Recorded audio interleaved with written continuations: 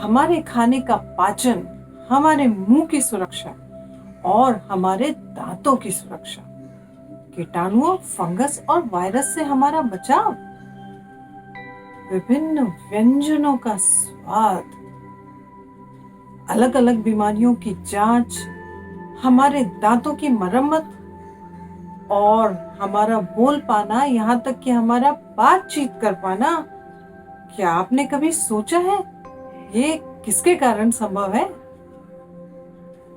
और ये जिसके कारण संभव है, ज्यादातर लोग उसका करते क्या हैं, जबकि उन्हें करना क्या चाहिए? आइए हम इस बारे में थोड़ी और जानकारी हासिल करते हैं। अरे भाई, तुम इधर उधर क्यों थूकते रहते हो? ऐसे ही, क्यों नहीं? तुम्हें पता है कि हमारे मुंह में यह लार कहाँ से आती है और इसका क्या काम है? मुझे क्या पता? हमारे मुंह में लार ग्रंथियों से आती है और कम से कम 1.5 लीटर लार 24 घंटों में बनती है। हर मिनट लार बनती रहती है। अच्छा, जब इतनी लार बनती है तो मैं उसे थूकूं क्यों नहीं? पागल, तुम उसे थूक के बर्बाद क्यों करना चाहते हो? इसके बहुत से गुण हैं। इसे संभाल के अपने शरीर में ही रखना चाहिए। अच्छा, क्या गुण है? जरा बताओ तो। क्या तुम्हें पता नहीं कि लार से हमारे खाने का पाचन होता है? 80% खाना लार मुंह में ही पचा देती है। खाने को नरम करके उससे निगलने में भी हमारी मदद करती है। अच्छा, ये तो मुझे पता ही नहीं था। और सुनो, वह हमारे मुंह को गीला भी रखती है। उसकी वजह से तुम और हम बात कर पाते हैं। यदि कभी तुम्हारा मुंह सूख जाए तो तुम बात भी ना कर सकोगे। हाँ, ये तो मैंने भी देखा है। जब मेरा मुंह सूख जाता है, मैं बोल ही नहीं पाता। मैंने समझाया था ना तुम्हें। इसलिए तुम इधर उधर थूकना और गंदगी फैलाना बंद करो। अच्छा, और जानते हो क्या होता है?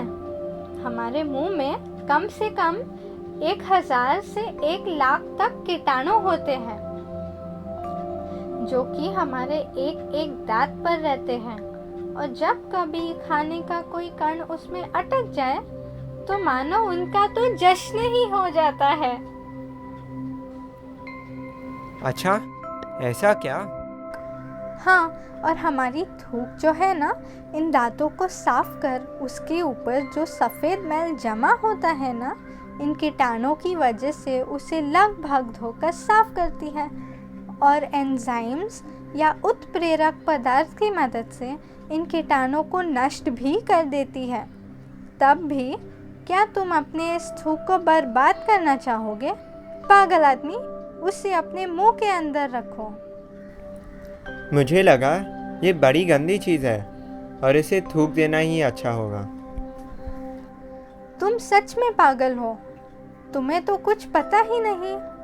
मालूम है, हमारे मुंह के लार में कैल्शियम फॉस्फेट, सोडियम, पोटेशियम ऐसे बहुत से महत्वपूर्ण पदार्थ होते हैं, जो कि हमारे दांत की मरम्मत भी करते हैं ताकि हमारे दांत सालों साल तक चले। चलो, मैं कोशिश करूँगा कि मैं आगे से नहीं थूकूंगा। पर अगर मैं सड़क पर थूकूं तो क्या होगा दीदी? तुम्हें इतना समझाया पर तुम्हारे समझ में बहुत कम आता है।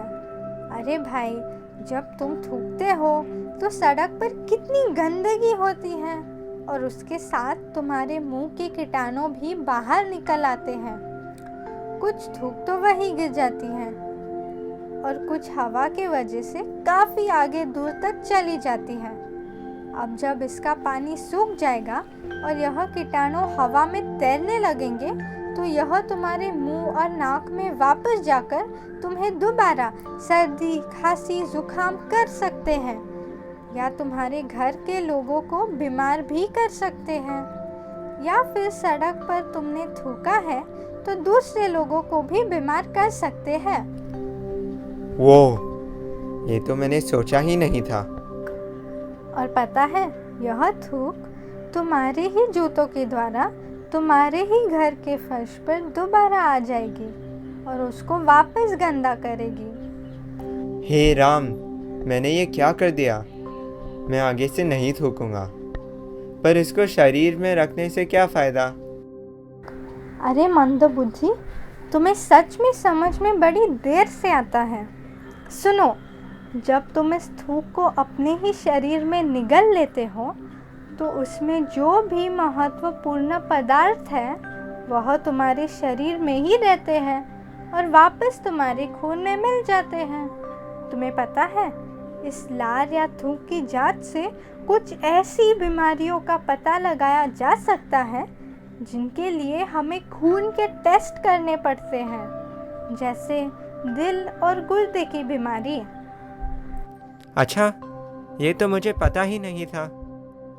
और कभी-कभी तो अपराधी को ढूंढने में पुलिस भी इसका इस्तेमाल करती है।